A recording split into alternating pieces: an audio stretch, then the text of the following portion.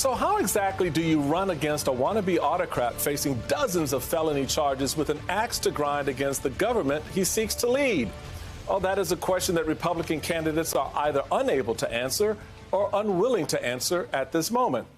There is now just one major challenger to ex-president President Trump after Florida Governor Ron DeSantis dropped out and endorsed Donald Trump.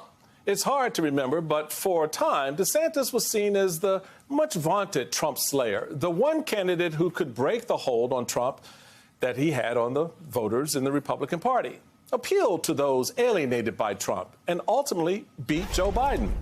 Back in 2022, The New Yorker asked, can Ron DeSantis displace Donald Trump as the GOP's combatant-in-chief?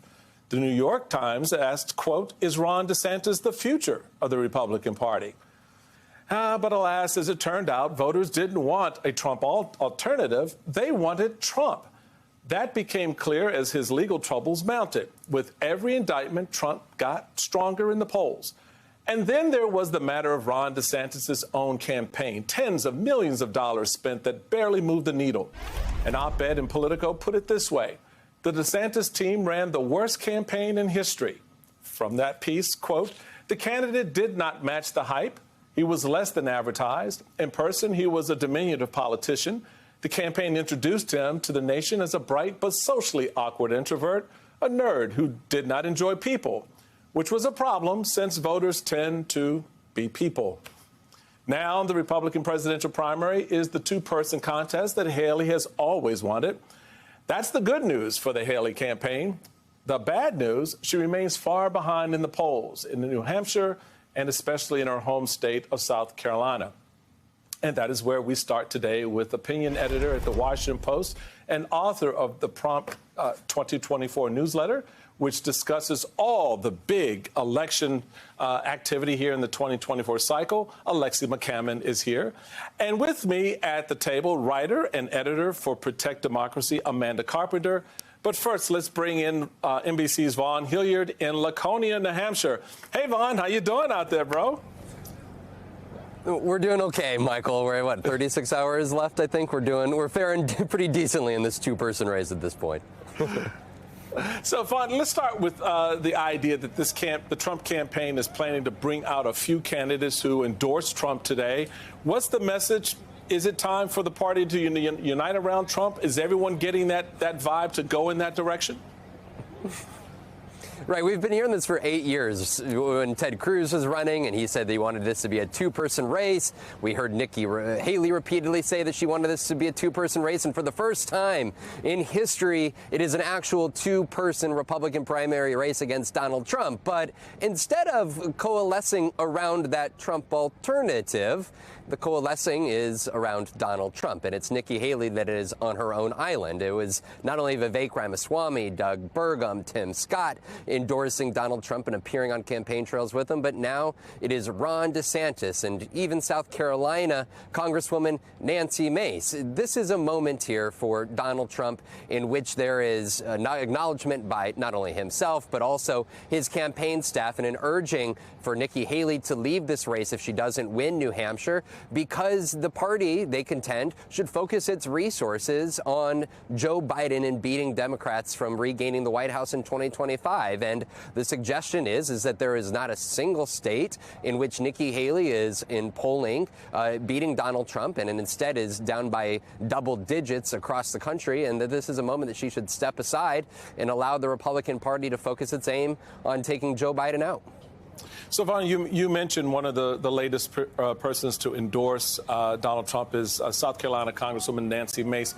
I want to play something she said in the aftermath of January 6th. Take a listen. How do we hold a president accountable that put all of our lives at risk? And this was a traumatic event for many members of Congress. And I believe in the days, weeks, and months to come, as we learn more, the worse it's going to get. And we feared for our lives. I want to be a new voice for the Republican Party. We need to rebuild the Republican Party. We need to rebuild our country. This idea of rebuilding our country, that conversation then versus now, are you hearing anything from folks about that change? Does that matter at all? Is it just, I'm glad you're on board, let's move forward?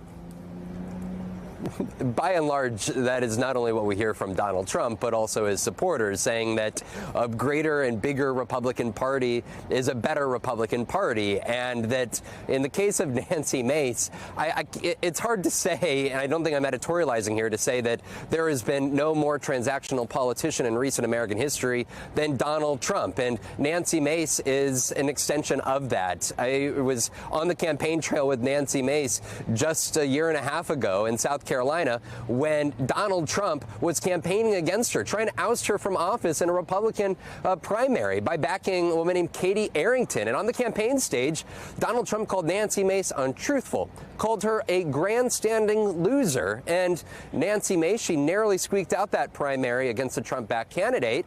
And look where we find ourselves.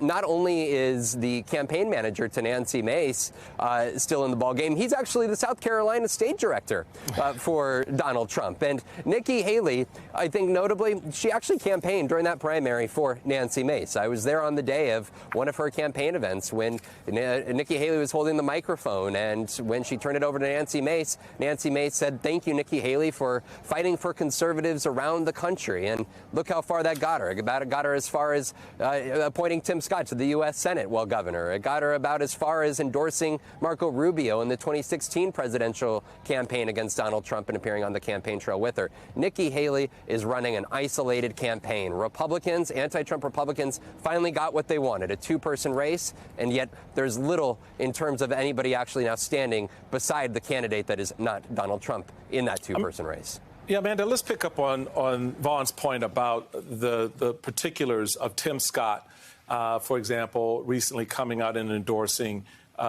Nikki, endorsing Donald Trump, given that Nikki Haley was the one who elevated him to the U.S. Senate seat.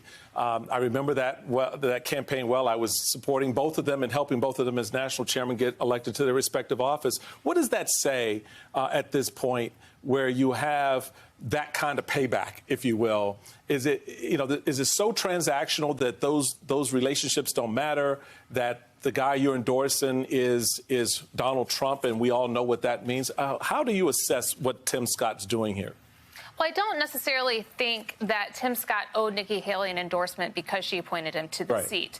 That said, he did owe her some respect. In that video that he taped before making the endorsement outside the Trump plane, being so gleeful, doing it in New Hampshire in that way, seemed vindictive in a way that completely wasn't necessary. But that is what Donald Trump likes. That is the kind of attitude he encourages and solicits among his supporters. But what Tim Scott's endorsement really tells me is more about what he thinks his own political future should be.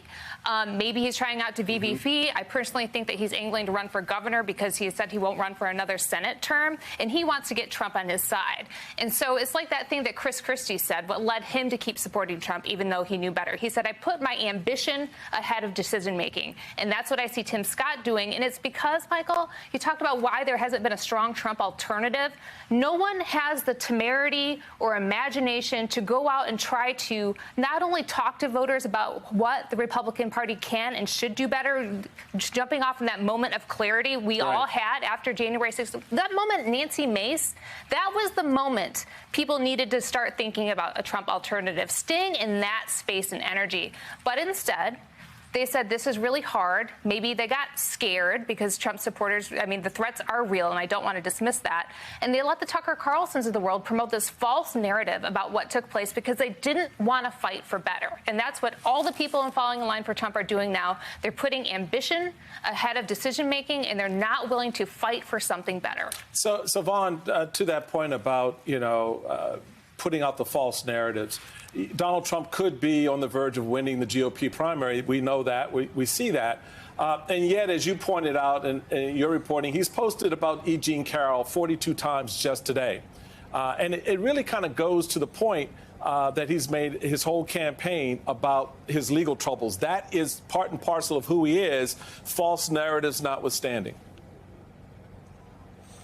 And he's had Republicans come to his defense. It was actually Elise Stefanik, the New York Congresswoman, was here campaigning for him over the weekend, and I had the chance to ask her about E. Jean Carroll, and she told me that she does not believe E. Jean Carroll, despite a jury having found Donald Trump to have sexually abused her. And for Donald Trump, this is a part of not only his own grievances and not only making himself a martyr here, but it is about making the Republican Party and the MAGA movement martyrs as a whole. He so often says that I am the one that is standing in the way between the federal government, the deep state, whatever you'd like to call it, and you. And there is a true sense among so many folks that I talk to at these events who come out in the masses and have come out in the masses for 9 years now, that Donald Trump is a cultural figure that is stepping outside of